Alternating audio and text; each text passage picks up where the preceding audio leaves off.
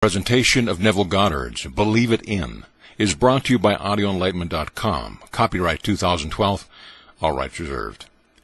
Believe it in. The objective reality of this world is solely produced by the human imagination, in which all things exist. Tonight I hope to show you how to subjectively appropriate that which you already exists in you and turn it into an objective fact. Your life is nothing more than the outpicturing of your imaginal activity, for your imagination fulfills itself in what your life becomes. The last year that Robert Frost was with us, he was interviewed by Life magazine and said, "Our founding fathers did not believe in the future. They believed it in." This is true. Having broken with England, our founding fathers could have established their own royalty here by making one of them the king, thereby perpetuating the royal family. They could have chosen a form of dictatorship, but they agreed to imagine a form of government that had not been tried since the days of the Greeks. Democracy is the most difficult form of government in the world, yet our founding fathers agreed to believe it in. They knew it would take place because they knew the power of belief, the power I hope to show you that you are tonight. To say, "I am going to be rich," will not make it happen. You must believe riches in by claiming within yourself, "I am rich." You must believe in the present tense, because the active, creative power that you are is God. He is your awareness, and God alone acts and is. His name forever and ever is, "I am." Therefore he can't say, "I will be rich," or "I was rich," but "I am rich." Claim what you want to be aware of here and now, and although your reasonable mind denies it and your senses deny it, if you will assume it with feeling, your inward activity, established and perpetuated, will objectify itself in the outside world, which is nothing more than your imaginal activity objectified. To attempt to change a circumstance of your life before you change its imaginal activity is to labor in vain. This I know from experience. I had a friend who hated Roosevelt, yet wanted him to change. Every morning while shaving, my friend would tell Roosevelt off. He found great joy and satisfaction in his daily routine, yet could not understand why Roosevelt stayed the same. But I tell you, if you want someone to change, you must change your imaginal activity, for it is the one and only cause of your life. And you can believe anything if you will not accept the facts your sense dictates, for nothing is impossible to imagine, and imagining, persisted in and believed, will create its own reality. Now, all things exist in God, and He exists in you, and you exist in Him. Your eternal body is the human imagination, and that is God Himself. Your imagination is an actual body in which everything is contained. When you imagine, the thing itself comes out of that divine body, Jehovah. The story of Jesus is a wonderful mystery that cannot be solved until you discover, from experience, that He is your own wonderful human imagination. We are told that God speaks to man in a dream, and unveils Himself in a vision. Now vision is a waking dream like this room, while a dream occurs while you are not fully awake. A few years ago, this vision was mine. I was taken in spirit into one of the early mansions on Fifth Avenue in New York City at the turn of the century. As I entered, I saw that 3 generations were present, and I heard the eldest man telling the others of their grandfather's secret. These are his words. Grandfather used to say while standing on an empty lot, "I remember when this was an empty lot." Then he would paint a word picture of what he wanted to build there. He saw it vividly in his mind's eye as he spoke, and in time it was established. He went through life in that manner, objectively realizing what he had first subjectively claimed. I tell you, everything in your outer world was first subjectively appropriated. I don't care what it is. Desire can be your empty lot where you may stand, remembering when you were not now have was only desire. If I now say, "I remember when I lectured at the Women's Club in Los Angeles," I am implying I am no longer there, and am where I want to be. Remembering when you were poor, I have taken you out of the poverty and placed you in comfort. I remember when you were sick, by taking you out of sickness and placing you in the state of health. I remember when you were unknown implies you are not known. By changing my memory image of you, I can now remember when you, with all your fame and fortunes, were unknown and broke. That was the secret of grandfather's success. This is what I learned in vision. Do not put this thought aside, because it came to me in vision. In the 12th chapter of the book of Numbers, it is said that God speaks to man through the medium of dreams, and makes Himself known through vision. If God makes himself known to you through vision and speaks to you in dreams, what is more important than to remember your dreams and visions? You can't compare the morning paper or any book you may read to your vision of the night, for that is an instruction from the depth of yourself. God in you speaks to you in a dream, as he did to me when he took me on a trip in time to that beautifully staffed mansion at the turn of the century. As spirit, I was invisible to those present, but I heard more distinctly than they, and comprehended the words more graphically than they, because they had their millions, and who is going to tell one who already has millions how to get them? I entered their environment to hear their story, in order to share it with those who will hear and believe my words and then try it. This doesn't mean that just because you heard my vision, you are going to enjoy wealth. You must apply what you heard and remember when. If you would say, I remember when I couldn't afford to spend $400 a month for rent, you are implying you can well afford it now. The words, I remember when it was a struggle to live on my monthly income, implies you have transcended that limitation.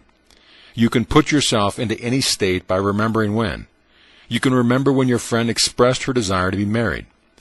By remembering when she was single, you are persuading yourself that your friend is no longer in that state, as you have moved her from one state to another. When I say all things exist in the human imagination, I mean infinite states. For everything possible for you to experience now exists in you as a state of which you are an operant power. Only you can make a state become alive. You must enter a state and animate it in order for it to outpicture itself in your world. You may then go back to sleep and think the objective fact is more real than its subjective state into which you had entered. But may I tell you, all states exist in the imagination. When a state is entered subjectively, it becomes objective in your vegetative world, where it will wax and wane and disappear, but its eternal form will remain forever and can be reanimated and brought back into being through the seed of contemplative thought. So I tell you, the most creative thing in you is to enter a state and believe it into being. Now, causation is the assemblage of mental states, which occurring creates that which the assemblage implies. Let us say that I have two friends who would empathize with me, not sympathize, if they heard my good news. I put them together and listen, all in my imagination, as they talk about me and what has happened in my life. Being true friends, I hear their words of joy and see their happiness reflected on their faces. Then I will allow myself to become visible to them and feel their handshakes and embrace, as I accept their congratulations as a fact. Now I have assembled a mental state, which occurring created that which the assemblage implied. Therefore I am its cause. As I walk, firmly believing in the reality of what I have done, and that imaginal act becomes a fact, I may question myself as to how it came about. Then, remembering my imaginal act, I would say, I did it. If I did it, then did not God do it? Yes, because God and I are one. I am. Are you going to continue to believe there is another on the outside, or are you going to believe the great confession of faith, which I would urge you to accept? It's the great Shema. Hear, O Israel, the Lord of God, the Lord is one. If the Lord is one, he can't be two. Therefore, if his name is I am, and you say I am, you must be one with the Lord who brought you the world into being. Listen to these words. By faith we understand that the world was created by the Word of God, so that things that are seen were made out of the things which do not appear. Here we see that the Word of God is an imaginal activity, which joined by faith created the world. And faith is nothing more than a subjective appropriation of an objective hope. Now when you discuss your desire with me, you cannot see my imaginal act relative to you. If you tell me you need a job and I accept that thought, when I think of you I remember your need. But if I changed your words and heard you tell me you loved your job, I could remember when you needed one, for now my memory bank contains the fact that you have a job you like very much. And when we meet again, you tell me that you have it. You are only bringing confirmation of my imaginal creative act. Now, if imagination works this way, and it proves itself in the testing time and time again, what does it matter what the world thinks? It costs you nothing to try, and what a change in life it will produce for you. Try it, for you will prove it in performance. This may be in conflict with what you believe God to be. Maybe you still want him to be someone on the outside, so that there are two of you and not one. That's all right if you do, but I tell you, God became you, that there would not be you and God. He became you, that you may become God. If God became you, his name must be in you, and it is. For I ask you anything, you must first be aware of the question before you can respond, and your awareness is God. You may not be aware of who you are, where you are, or what you are, but you do know that you are. Aware of what your senses and reasons dictate, you may believe that you are limited, unwanted, ignored, and mistreated, and your world conforms your belief in your imaginal activity. And if you do not know that your awareness is causing this mistreatment, you will blame everyone but yourself. Yet I tell you the only cause of the phenomena of life is an imaginal activity. There is no other cause. If you believe in the horrors of the world as they are given to you in the paper and on television, your belief causes the horrors to continue. Believing the news of a shortage, you will buy what you do not need, blindly accepting the pressure to perpetuate an imaginal activity that keeps you frightened. All through Scriptures you are told to let not your heart be troubled, be not afraid and fear not. If fear could be eliminated, there would be no need for psychologists or psychiatrists. It's a bunch of nonsense anyway. Every day this branch of medicine changes their concepts, and they are always in conflict as to what a man's attitude towards life is. I say to everyone, the whole vast world is now in your human imagination, and you can bring any desire out of it by believing it into being. First you must know what you want, then create an image that fulfills it. Would your friends know and talk about it? Imagine they are with you now, discussing your fulfilled desires. You could be at a cocktail or dinner party that is being given in your honor. Or maybe it is a great get-together over tea. Create a scene in your mind's eye and believe its reality in. That invisible state will produce the objective state you desire. For all objective reality is solely produced by imagination. The clothes you are now wearing were first imagined. The chair in which you are seated. The room that surrounds you. There isn't a thing here that wasn't first imagined. So you can see that imagining creates reality. If you don't believe it, you are lost in a world of confusion. There is no fiction. What is fiction today will be a fact tomorrow. A book written as a fictional story today comes out of the imagination of the one who wrote it, and it will become a fact in tomorrow. If you have a good memory or a good research system, you could find today's facts. Not every fact is recorded, because not every thought is written, yet every person imagines. A man feeling wrongfully imprisoned and desiring to get even will disturb the world, because all things by a law divine in one another's being mingle. You can't stop the force that comes from one who is imagining, because behind the mask he wears, you and he are one. Start now to become aware of what you are thinking, for as you think you imagine. Only then can you steer a true course to your definite end. If you lose sight of the end, however, you can and will be moved by seeming others. But if you keep your mind centered in the awareness of dwelling in your destination, you cannot fail. The end of your journey is where your journey begins. When you tell me what you want, do not try to tell me the means necessary to get it, because neither you nor I know them. Just tell me what you want, and I may hear you tell me that you have it. If you try to tell me how your desire is going to be fulfilled, I must first rub the thought out before I can replace it with what you want to be. Man insists on talking about his problems. He seems to enjoy recounting them and cannot believe that all he needs to do is state his desires clearly. If you believe that imagination creates reality, you will never allow yourself to dwell on your problems. For you will realize that as you do, you perpetuate them all the more. So I tell you, the greatest thing you can do is to believe a thing into existence, just as our founding fathers did. They had no current example of democracy. It existed in Greece centuries ago, but failed because the Greeks changed their imaginal activity. We could do that too. Don't think for 1 second we have to continue as a democracy. We could be under dictatorship within 24 hours, for everything is possible. If you like democracy, you must be constantly watchful to keep its concept alive within you. It is the most difficult form of government. A man can voice an opinion and stage a protest here, but in other forms of government he cannot. If you want to enjoy the freedom of a democracy, you must keep it alive by being aware of it. Now, if you keep this law, you don't have to broadcast what you want. You simply assume that you have it. For although your reasonable mind and outer senses deny it, if you persist in your assumption, your desire will become your reality. There is no limit to your power of belief, and all things are possible to him who believes. Just imagine what enormous power that is. You don't have to be nice, good, or wise, for anything is possible to you when you believe that what you are imagining is true. That is the way to success.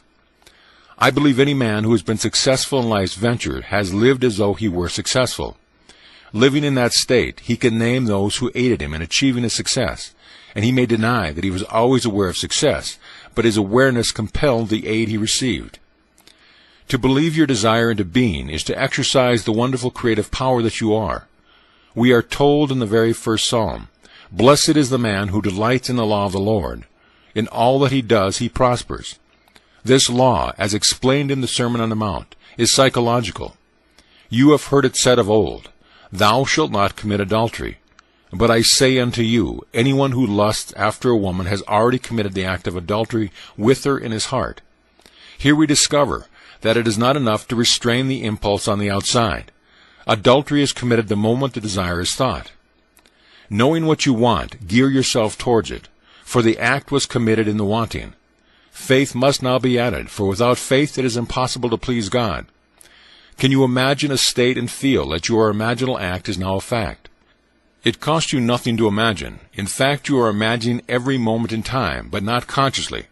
But may I tell you, if you use your creative power by imagining a desire is already fulfilled, when you get it, the circumstances will seem so natural that it will be easy to deny your imagination had anything to do with it. And you could easily believe that it would have happened anyway. But if you do, you will have returned to sleep once again. First of all, most of us do not even realize our own harvest when it confronts us. And if we do remember that we have once imagined it, reason will tell us it would have happened anyway. Reason will remind you that you met a man, seemingly by accident, at a cocktail party, who was interested in making money. When he heard your idea, he sent you to see his friend, and look what happened. So really, it would have happened anyway. Then, of course, it is easy to ignore the law. But blessed is the man who delights in the law of the Lord. In all that he does, he prospers. Don't forget the law while you are living in the world of Caesar, and apply it wisely. But remember, you are not justified by its use. Justification comes through faith. You must have faith in the incredible story that God promised to bring himself out of you as you. This is God's promise to all, and all are asked to believe it. It is not what you are, but what you trust God to do that saves you. And to the degree that you trust God to save you, you will be saved. But he has given us a psychological law to cushion the inevitable blows of life. The law is simple. As you sow, so shall you reap. It is the law of like begets like. As you imagine, so shall your life become. Knowing what you want, assume the feeling that would be yours if you had it. Persist in that feeling, and in a way you do not know and could not devise, your desire will become a fact. Grandfather made his fortune by standing on an empty lot and saying to himself, "I remember when this was an empty lot." Then he would paint a beautiful word picture of the structure he desired there. This is a wonderful technique. You can remember when you were unknown, penniless, and ill, or a failure. Remembering when you were implies you are no longer that, and your power is in its implication. Use the law, and it will take you from success to success, as you conceive success to be. As far as I am concerned, success is to fulfill the promise, and you cannot do that through the law. The promise is fulfilled through faith. Are you holding true to the faith? Examine yourself to see if you are. I have told you an eternal story, believe it, but do not change it. The story is this: God became you, that you may become God. Use the law to cushion the blows while God keeps his promise, and then one day, when your journey is over, you will say, "Into thy hands I commit my spirit.